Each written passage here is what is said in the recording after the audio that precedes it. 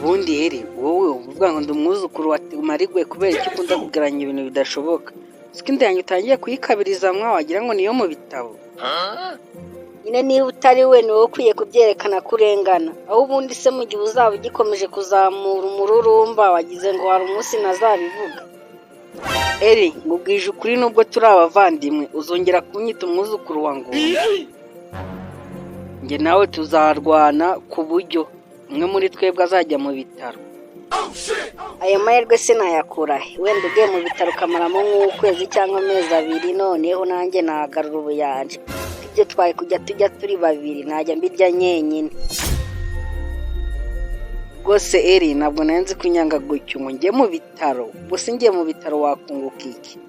sha uri umugome gusa urambabaje ibyo bintu ariko mama byumvise yakwirenza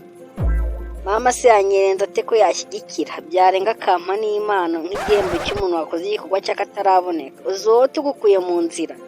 ntabwo twazongera kujya duhaha ibiryo byinshi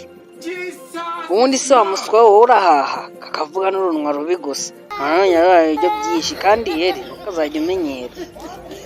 nubwo nahaha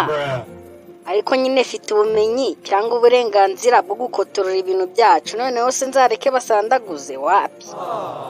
ibi bintu birandenze noneho hano mu rugo maze kuba ikibazo ku buryo ari ngewe ujya ibiryo byinshi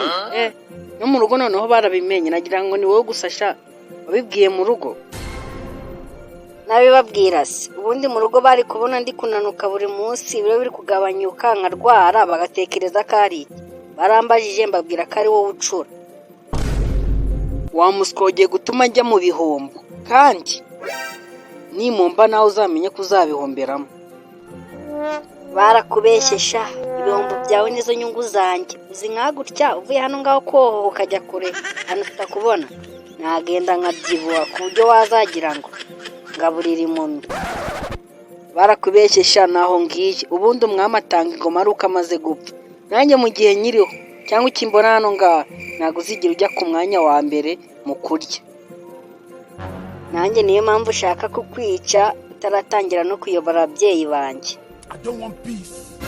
I want problems always.